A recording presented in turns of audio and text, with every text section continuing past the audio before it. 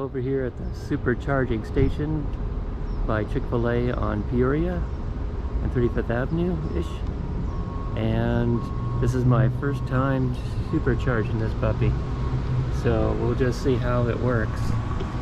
Here's the charging cord. Here's the charging stations. Let's give this a shot. We'll just see how this thing works. Here we go.